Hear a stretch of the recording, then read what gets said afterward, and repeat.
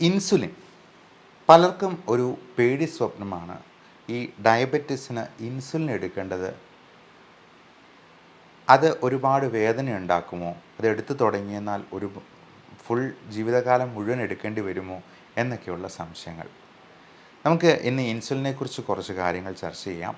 നമസ്കാരം, ഞാൻ doctor Bipin Jose, Pulma medical centre, Pala, Kanjirappally and Sultan Bathery.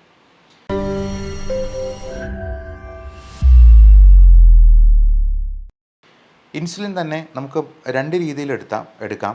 ഒന്നെങ്കിൽ അത് പെൻ ഇൻസുലിനായിട്ട് എടുക്കാം, അല്ലെന്നുണ്ടെങ്കിൽ അത് ഇൻസുലിൻ സിറിഞ്ച് ഉപയോഗിച്ചിട്ട് നമുക്ക് അത് വയലായിട്ട് ഇഞ്ചക്ഷനായിട്ട് എടുക്കാവുന്നതാണ്. അത് വേറെ ആരുടെയും സഹായം വേണ്ട, നമുക്ക് തന്നെ ചെയ്യാവുന്നതാണ്. ഇതൊരു വലിയ ഇഞ്ചക്ഷൻ പോലും അല്ല എന്നുള്ളതാണ് മനസ്സിലാക്കേണ്ടത്. പലപ്പോഴും പ്രമേഹം കൺട്രോളിലല്ലാതെ വരുന്നത് ആ ഇൻസുലിൻ്റെ ഉൽപ്പാദനം കുറയുന്നത് കൊണ്ടോ അല്ലെങ്കിൽ ഇൻസുലിനോടുള്ള റെസിസ്റ്റൻസ്, അതായത് നമ്മുടെ കോശങ്ങൾക്ക് ശരിയായിട്ട് ഇൻസുലിൻ ഉപയോഗിക്കാൻ പറ്റാതെ വരുന്നതോ കൊണ്ടാണ്.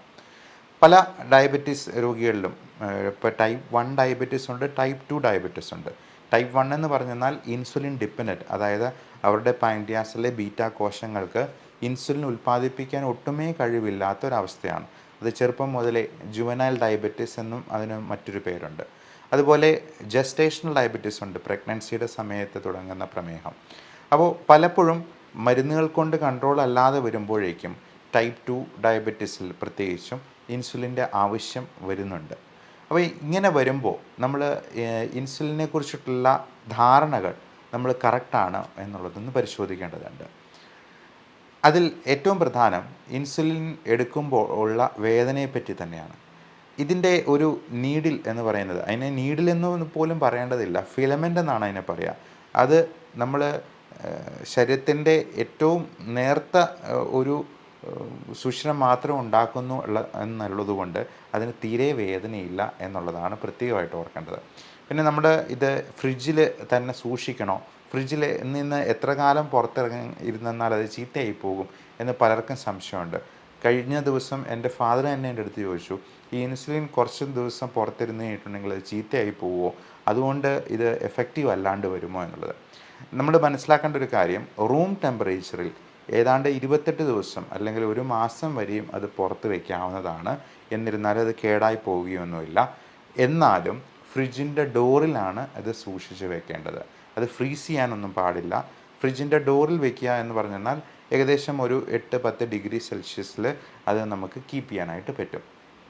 ഈ ഇൻസുലിൻ എടുക്കുന്നതിന് തൊട്ട് മുമ്പായിട്ട് ഈ ഇൻസുലിൻ്റെ വയലെടുത്തിട്ട് ഒന്ന് റോൾ ചെയ്യേണ്ടതുണ്ട്.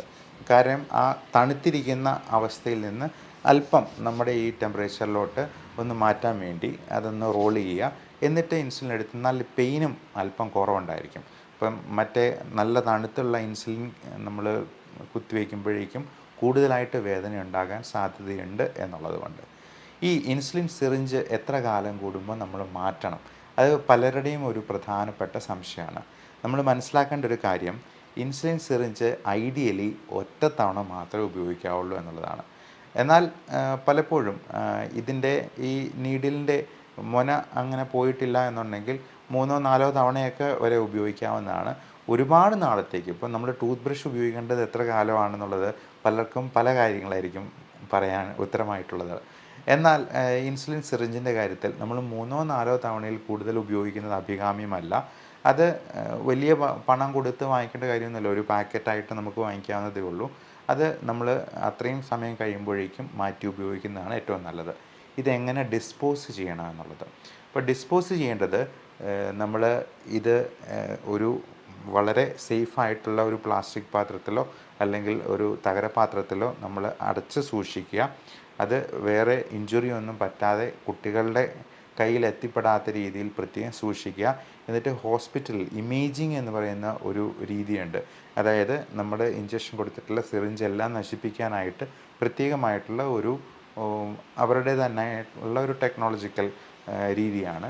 അപ്പോൾ അങ്ങനെയുള്ള ഹോസ്പിറ്റലിൽ തന്നെ ഡിസ്പോസ് ചെയ്യുന്നതാണ് ഏറ്റവും നല്ലത്. അപ്പം അതല്ല എന്നുണ്ടെങ്കിൽ പല കണ്ടാമിനേഷൻസിനും അത് ഇടവരുത്തും. അപ്പോൾ നമ്മൾ ഈ ഇൻസുലിൻ പുറത്ത് വയ്ക്കുന്നത് ചീത്തയായി പോകുമോ എന്നുള്ള പലരും ചോദിക്കാറുണ്ട്. നമ്മളൊരു കാര്യം മനസ്സിലാക്കേണ്ടത്, 24 മണിക്കൂർ നേരത്തേക്ക് ആക്ഷൻ കിട്ടുന്ന ഇൻസുലിൻ നമ്മൾ 37 ഡിഗ്രി സെൽഷ്യസ് ഉള്ള ശരീരത്തിലേക്കാണ് കുത്തിവെക്കുന്നത്. അപ്പോൾ 37 ഡിഗ്രിയിൽ അത് ചൂടായി ചീത്തയായി പോകുന്നുണ്ടെന്നുണ്ടെങ്കിൽ നമുക്കങ്ങനെ ഇഞ്ചെക്റ്റ് ചെയ്യാൻ കഴിയില്ലല്ലോ.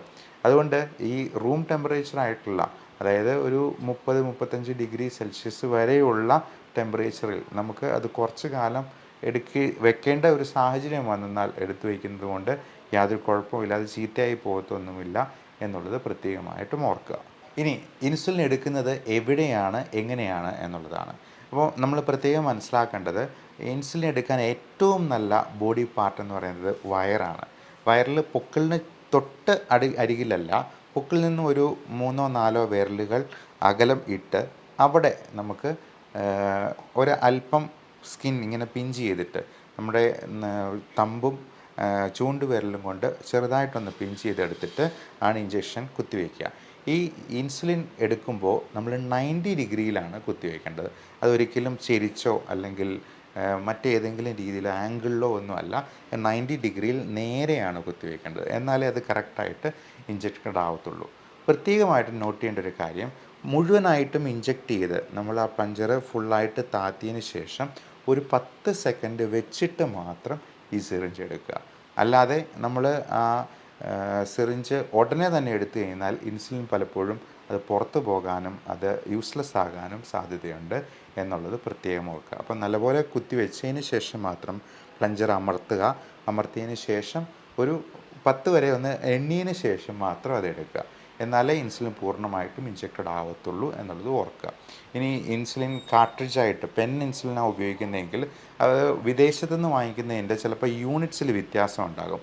അപ്പോൾ ചിലപ്പോൾ 100 യൂണിറ്റ്സിൻ്റെ ഇൻസുലിൻ സിറിഞ്ചോ അല്ലെന്നുണ്ടെങ്കിൽ നമ്മൾ ഈ വയലിൽ തന്നെ കാർട്രിഡ്ജിൽ തന്നെ ഇതിൻ്റെ വ്യത്യാസമുണ്ടാകും. അപ്പോൾ അത് പ്രായമായവരൊക്കെ ആണെന്നുണ്ടെങ്കിൽ മക്കളായിട്ട് അത് നോക്കി കൃത്യമായിട്ട് എടുത്തു കൊടുക്കാനായിട്ട് പ്രത്യേകം ശ്രദ്ധിക്കുക. ഇനി ഇൻസുലിൻ തന്നെ പലതരത്തിലുള്ള ഇൻസുലിൻ ഉണ്ട്. Short acting insulin, long acting insulin, ഇത് രണ്ടും മിക്സ് ചെയ്തിട്ടുള്ള 30-70 കോമ്പിനേഷനിൽ വരുന്ന ഇൻസുലിൻ ഉണ്ട്. അപ്പോൾ അതേപോലെ തന്നെ ലോങ് ആക്ടിങ്ങും അൾട്രാ ലോങ് ആക്ടിങ് ഇൻസുലിനും ഉണ്ട്. ലോങ് ആക്ടിങ് ഇൻസുലിൻ വന്നാൽ 24 മണിക്കൂർ നേരത്തേക്ക് ഒറ്റ കുത്തിവയ്പ്പെടുത്താൽ മതിയോ. അതുപോലെ അൾട്രാ ലോങ് ആക്ടിങ് ഉണ്ട്. ഒരാഴ്ചത്തേക്ക് ഒരു പ്രാവശ്യം ഇഞ്ചക്ഷൻ എടുത്തു കഴിഞ്ഞാൽ നമുക്ക് അത്രയും എഫക്റ്റ് ഉണ്ടാകുന്ന, അത്രയും കാലത്തേക്ക് നിൽക്കുന്ന ഇൻസുലിനുണ്ട്. അപ്പോൾ ഇതിന് അല്പം കൂടി വില കൂടുതലാണ്. എന്നാൽ സാധാരണയായിട്ടുള്ള ഈ മിക്സ്ചറായിട്ടുള്ള ഹ്യൂമൻ മിക്സ്ഡ് പോലുള്ള ഇൻസുലിനൊക്കെ 150 രൂപയിൽ താഴെ ഉള്ളൂ എന്നുള്ളത് കൊണ്ട് ഏറ്റവും എക്കണോമിക്കലായിട്ടുള്ള കാര്യവും ഇത് തന്നെയാണ്. പിന്നെ ഏറ്റവും പ്രത്യേകം ശ്രദ്ധിക്കേണ്ട ഒരു കാര്യം, നമ്മൾ ഒരുപാട് വില കുറച്ച് എവിടുന്നെങ്കിലും ഇൻസുലിൻ കഴിക്കുന്നുണ്ടെങ്കിൽ, ഇൻസുലിൻ എന്നല്ല എന്ത് മരുന്നുകളാണെങ്കിലും നമുക്ക് ഒരുപാട് വില കുറച്ച് കിട്ടുന്നുണ്ടെങ്കിൽ അതിൻ്റെ ഗുണമേന്മയിൽ നമ്മൾ ഉറപ്പ് വരുത്തണം എന്നുള്ളതാണ്. പലപ്പോഴും ഒത്തിരി വില കുറച്ച് കൊടുക്കുന്ന ഇൻസുലിനാണെങ്കിലും മറ്റ് മരുന്നുകളാണെങ്കിലും അത് എവിടുന്നെങ്കിലുമൊക്കെ നമുക്ക് ഫ്രീ ആയിട്ട് കിട്ടുന്നതൊക്കെയുള്ള മരുന്നുകൾ അത് അത്രയും ലാഭത്തിന് കിട്ടുന്നു എന്ന് കരുതി അത് വാരി വലിച്ച് കഴിക്കരുത്. പകരം അതിൻ്റെ ഗുണമേന്മ കൃത്യമായിട്ട് ഉറപ്പ് വരുത്തിയതിന് ശേഷം മാത്രം കഴിക്കുക. അല്ലെങ്കിൽ നമ്മൾ ഇച്ചിരി പൈസയാണെങ്കിൽ കൊടുക്കുന്നതെങ്കിൽ ആ പണം നഷ്ടമാകും. പണം മാത്രമല്ല, കൂടെ ആരോഗ്യവും നഷ്ടമാകാൻ സാധ്യതയുണ്ട് എന്നുള്ളത് പ്രത്യേകം ഓർക്കുക. നമ്മൾ ഇൻസുലിൻ കുത്തിവയ്ക്കുന്നതിന് മുമ്പ് ഏറ്റവും പ്രധാനപ്പെട്ട ഒരു കാര്യം ആൽക്കഹോൾ സ്വാബ് വെച്ചിട്ട് നല്ലപോലെ ക്ലീൻ ചെയ്യുക എന്നുള്ളതാണ്. പലപ്പോഴും അടുക്കള ജോലി ചെയ്യുന്നവരോ അല്ലെങ്കിൽ വീട്ടിൽ പണിയെടുക്കുന്നവരോ ഒക്കെ ആ വേർപ്പും ആ പൊടിയും എല്ലാമായിട്ട് ഇഞ്ചക്ഷൻ എടുത്തു കഴിഞ്ഞാൽ ചിലപ്പോൾ അവിടെ കല്ലിച്ച് വരാനുണ്ട്. അതുപോലെ നമ്മൾ ഓരോ പ്രാവശ്യവും ഇഞ്ചക്ഷൻ എടുക്കുമ്പോൾ ഈ സൈറ്റ് റൊട്ടേറ്റ് ചെയ്യേണ്ടതുണ്ട്. നമ്മൾ ഓരോ വിരൽ അകലത്തിൽ രണ്ടാമത് ഇഞ്ചക്ഷൻ എടുക്കുമ്പോൾ ഒരു വിരൽ അകലത്തിൽ മാത്രം ഇഞ്ചക്ഷൻ എടുക്കാനായിട്ട് ശ്രദ്ധിക്കുക. ഈ സൈറ്റ് ഇങ്ങനെ റൊട്ടേറ്റ് ചെയ്ത് അത് നമുക്ക് വേണമെങ്കിൽ തൈസിൽ, അതായത് നമ്മുടെ തുടയിൽ എടുക്കാം, ഇനി മറ്റൊരാളുടെ സഹായത്തോടു കൂടി കയ്യിലെടുക്കാം, ബട്ടക്സിലെടുക്കാം. ഏറ്റവും നല്ലത് നമ്മുടെ വയറിൽ തന്നെ എടുക്കുന്നതാണ്. കാരണം ഒരാൾക്ക് തന്നെ അത് എടുക്കാവുന്നതാണ്. ഏറ്റവും കൂടുതൽ ഇൻസുലിൻ അബ്സോർപ്ഷൻ ഉള്ളതും വയറിന് ചുറ്റും, പൊക്കിളിന് ചുറ്റും എടുക്കുന്നതാണ് എന്ന് പല പഠനങ്ങളിലും വ്യക്തമായിട്ടുമുണ്ട്. പലരുടെയും ഒരു പ്രധാനപ്പെട്ട സംശയമാണ് ഇൻസുലിൻ എടുത്തു തുടങ്ങിയെന്നാൽ പിന്നെ ജീവിതാവസാനം വരെ ഇൻസുലിൻ എടുക്കേണ്ടി വരുമോ എന്നുള്ളത്. എന്നാൽ മനസ്സിലാക്കേണ്ട ഒരു സത്യം, നമ്മൾ ഏർലി സ്റ്റേജിൽ ഇൻസുലിൻ തുടങ്ങിയെന്നാൽ പലപ്പോഴും ഡയബറ്റിസ് റിവേഴ്സ് ചെയ്യാൻ പറ്റുമെന്നുള്ളതാണ്. അതായത് നമ്മുടെ ബീറ്റാ സെൽസിൻ്റെ കോശങ്ങളെ പുനരുജ്ജീവിപ്പിക്കാനായിട്ടും ചിലപ്പോൾ ഏർലി ട്രീറ്റ്മെൻറ്റ് വിത്ത് ഇൻസുലിൻ സാധിക്കും എന്നുള്ളതാണ് ഏറ്റവും പുതിയ പഠനങ്ങൾ കാണിക്കുന്നത്. അതുകൊണ്ട് ഇൻസുലിൻ എടുക്കാനായിട്ട് ഭയപ്പെടേണ്ട. നമ്മൾ ഈ പ്രമേഹം എന്ന അസുഖത്തെയാണ് പേടിക്കേണ്ടത്. ഇതിൻ്റെ മരുന്നുകൾ കഴിച്ചിട്ട് ആരുടെയും കിഡ്നി അടിച്ചു പോയിട്ടില്ല. മരുന്നുകൾ കഴിച്ചുകൊണ്ട് ആർക്കും ഒരു ദോഷം ഉണ്ടായിട്ടില്ല. എന്നാൽ പ്രമേഹം കൺട്രോളിലല്ലാതെ വരുമ്പോൾ മിക്കവാറും ഒരു 200, 300 ആയിട്ട് ഇങ്ങനെ നടക്കും. കുറേ നാൾ കഴിയുമ്പോഴത്തേക്കും എന്തെങ്കിലുമൊക്കെ കോംപ്ലിക്കേഷൻ എത്തിപ്പെടുമ്പോഴായിരിക്കും അവർ മരുന്ന് കഴിച്ചേക്കാം, എന്നാൽ ഡോക്ടർ പറഞ്ഞതല്ല കഴിച്ചേക്കാമെന്ന് വിചാരിക്കുന്നത്. അങ്ങനെ കഴിച്ച് തുടങ്ങി കുറച്ച് കഴിയുമ്പോഴായിരിക്കും അതിൻ്റെ കോംപ്ലിക്കേഷൻ വരുന്നത്. അപ്പോൾ അവരെല്ലാവരും വിചാരിക്കും ഈ പ്രമേഹത്തിൻ്റെ മരുന്ന് കഴിച്ചിട്ടാണ് ഈ കിഡ്നി അടിച്ചു പോയത് അല്ലെങ്കിൽ കണ്ണടിച്ചു പോയതെന്ന്. എന്നാൽ വാസ്തവത്തിൽ പ്രമേഹം തുടങ്ങി അത് കൺട്രോളില്ലാതെ ഒരു 4-5 വർഷം നിന്നാൽ തന്നെ ഡയബറ്റിക് നെഫ്രോപ്പതി എന്ന് പറയുന്ന കിഡ്നിയെ കോംപ്ലിക്കേറ്റഡ് ആക്കുന്ന ഒരു പ്രതിഭാസത്തിലോട്ട് പോകും. കണ്ണടിച്ചു പോകുന്ന ഡയബറ്റിക് റെറ്റിനോപ്പതി ഉണ്ടാകും. ഡയബറ്റിക് ന്യൂറോപ്പതി, കൈകാൽ വേദനയും മരവിപ്പും പ്രശ്നങ്ങളും ഉണ്ടാകാം. ഇനി ഹാർട്ട് അറ്റാക്കും സ്ട്രോക്കും ക്യാൻസറും വരെ വരാനുള്ള സാധ്യത 10 മടങ്ങ് കൂടുകയാണ് ഈ പ്രമേഹ രോഗികളിൽ നിന്നുള്ള സത്യം മനസ്സിലാക്കുക. അതുകൊണ്ട് തന്നെ ഈ ഇൻസുലിൻ എന്ന് പറയുന്നത് നമ്മുടെ ശരീരത്തിൽ ഉൽപ്പാദിപ്പിക്കുന്ന ഒരു ഹോർമോണാണ്. ഈ ഹോർമോൺ നമ്മൾ പുറമേ നിന്ന് ഇഞ്ചക്ഷനായിട്ട് സപ്ലിമെൻറ്റ് ചെയ്യുന്നു. ഈ ഹോർമോൺ നമ്മൾ ഗുളികയായിട്ട് കഴിക്കാൻ പറ്റില്ല. കാര്യം അതൊരു പ്രോട്ടീനാണ്. അത് നമ്മുടെ വയറ്റിൽ ചെന്ന് കഴിഞ്ഞാൽ അത് ദഹിച്ചു പോവുകയത്തേ ഉള്ളൂ. അതിൻ്റെ ആക്ഷൻ കിട്ടത്തില്ല. എന്നുള്ളത് കൊണ്ടാണ് ഈ ഹോർമോൺ ഇഞ്ചക്ഷനായിട്ട് കൊടുക്കേണ്ടതായിട്ട് വരുന്നത്. അതുകൊണ്ട് ഇൻസുലിൻ എടുക്കാനായിട്ട് ആരും മടിച്ചു നിൽക്കേണ്ട ആവശ്യമില്ല. നിങ്ങളുടെ അടുത്തുള്ള ബന്ധുക്കൾ ആരെങ്കിലും ഇൻസുലിൻ എടുക്കുന്നുണ്ടെങ്കിൽ അല്ലെങ്കിൽ പ്രമേഹ രോഗികളായിട്ടുണ്ടെങ്കിൽ ഈ വീഡിയോ ദയവായി ഷെയർ ചെയ്ത് അവരിലേക്ക് എത്തിക്കുക. ഇനി ഇന്ന് മരുന്ന് കഴിച്ചു തുടങ്ങിയെന്നാൽ അല്ലെ ഇൻസുലിൻ എടുത്തു തുടങ്ങിയെന്നാൽ ജീവിതാവസാനം വരെ കഴിക്കേണ്ടി വരുമോ എന്നുള്ള കാര്യത്തിലുള്ള സംശയം. നമ്മളൊരു കാര്യം മനസ്സിലാക്കേണ്ടത്, നമ്മൾ ഇന്ന് ഫുഡ് കഴിച്ചു എന്നുള്ളത് കൊണ്ടാണോ നാളെ ഫുഡ് കഴിക്കേണ്ടി വരിക? അല്ല, നാളെ ഫുഡ് കഴിക്കുന്നത് നാളത്തെ ആവശ്യത്തിന് വേണ്ടിയാണ്. ഇന്ന് ഫുഡ് കഴിക്കുന്നത് ഇന്ന് നമുക്ക് ഫുഡിൽ നിന്നും കിട്ടുന്ന എനർജിയുടെ ആവശ്യത്തിനാണ്. അതുപോലെ തന്നെയാണ് മരുന്നുകളും. നമ്മൾ ഇന്ന് മരുന്ന് കഴിച്ചു എന്ന് കരുതിയല്ല നാളെ മരുന്ന് കഴിക്കേണ്ടി വരുന്നത്. നാളെ നമുക്ക് മരുന്ന് കഴിക്കേണ്ടി വരുമോ ഇല്ലയോ എന്നുള്ളത് നമുക്ക് പോലും അറിയാത്ത കാര്യമാണ്. എന്നെ സംബന്ധിച്ചിടത്തോളം എൻ്റെ 2 പേരൻസും പ്രമേഹ രോഗികളാണ്. അതുകൊണ്ട് തന്നെ എനിക്ക് ഡയബറ്റീസ് ഉണ്ടാകാനുള്ള സാധ്യത 80%-ലധികമാണ്. എന്നാൽ എനിക്ക് എൻ്റെ ആരോഗ്യത്തിൽ ശ്രദ്ധിച്ചെന്നാൽ എൻ്റെ ഡയറ്റും എക്സസൈസും ശ്രദ്ധിച്ചെന്നാൽ ഒരു 50 ചിലപ്പോൾ 60 വയസ്സ് വരെയൊക്കെ ഈ ഡയബറ്റീസിൻ്റെ തുടക്കം എനിക്ക് പോസ്റ്റ്പോൺ ചെയ്ത് നിർത്താൻ പറ്റും എന്നുള്ളത് മാത്രം. അല്ലാതെ അത് നമുക്ക് പൂർണ്ണമായിട്ടും ഒഴിവാക്കാനായിട്ട് പലപ്പോഴും സാധിച്ചു എന്ന് വരത്തില്ല. ഇനി ഇൻസുലിൻ എടുക്കുമ്പോൾ നമ്മുടെ കൃത്യമായിട്ടുള്ള ടൈട്രേറ്റ് ചെയ്തതിന് ശേഷം മാത്രം ഇൻസുലിൻ എടുക്കുക. ഇനി ഷുഗർ കുറഞ്ഞു പോകുമെന്നോ അല്ലെങ്കിൽ കൂടിപ്പോകുമെന്നോ സംശയമുണ്ടെങ്കിൽ നമ്മൾ ഇടയ്ക്കിടയ്ക്ക് ഒരു ഗ്ലൂക്കോമീറ്റർ വെച്ച് നോക്കി അത് ഡേറ്റും ടൈമും ഷുഗർ ലെവലും ഒരു ഡയറിയിൽ തന്നെ കുറിച്ച് വെക്കാനായിട്ട് ശ്രദ്ധിക്കുക. അതിനൊരു പേരും പറയും self monitoring of blood glucose. നമ്മൾ ഇൻസുലിൻ എടുത്ത് തുടങ്ങുമ്പോൾ ആദ്യത്തെ ഒരു 3-4 ദിവസം നമ്മൾ ഭക്ഷണത്തിന് മുൻപും പിൻപും രാത്രിയിൽ ഒരു 10 മണിയാകുമ്പോഴും വേണമെങ്കിൽ നമുക്ക് ഇൻസുലിൻ നമ്മുടെ ഷുഗർ ലെവൽ നോക്കി ഒന്ന് എഴുതി വെച്ചെന്നാൽ ഡോക്ടർക്കും അത് കൃത്യമായിട്ട് ടൈട്രേറ്റ് ചെയ്ത് ഇൻസുലിൻ കൃത്യമായിട്ട് കൊടുക്കാനും. അതുപോലെ ഭക്ഷണത്തിലാണെങ്കിലും ഒരുപാട് ഏറ്റക്കുറച്ചിലുകൾ നടത്താൻ പാടില്ല. ഒരുപാട് കൂടുതലും കഴിക്കാൻ പാടില്ല, ഒത്തിരി കുറച്ചും കഴിക്കാൻ പാടില്ല. നമ്മൾ നോർമലായിട്ട് കഴിക്കേണ്ടത് എത്രയാണോ അതിനനുസരിച്ചിട്ടുള്ള ഇൻസുലിൻ ടൈട്രേറ്റ് ചെയ്തെടുക്കാനായിട്ട് ശ്രദ്ധിക്കുക. ഇനി ഇൻസുലിൻ്റെ കൂടെ നമ്മൾ ഗുളിക കൂടി എടുക്കേണ്ടി വരുമോ എന്ന് പലരുടെയും ചോദ്യമാണ്. അപ്പം നമ്മൾ ഈ ഗുളികയും കൂടി കഴിക്കുന്നത് പലപ്പോഴും പല രോഗികൾക്കും ആവശ്യമായിട്ട് വരും. കാരണം നമ്മുടെ ഉള്ള ഇൻസുലിൻ്റെ സെൻസിറ്റിവിറ്റി കൂട്ടാൻ പല മരുന്നുകൾക്കും വളരെ അത്ഭുതകരമായിട്ടുള്ള കഴിവുണ്ട്. അതുപോലെ തന്നെ ഇൻസുലിന് കോശങ്ങളെ വളരെ എളുപ്പത്തിൽ ഉപയോഗിക്കാനായിട്ട് വിനിയോഗിക്കാനായിട്ട് അതിൻ്റെ ആഗിരണം കൂട്ടാനായിട്ടും ഒക്കെ പല മരുന്നുകൾ കൊണ്ടും സാധിക്കും.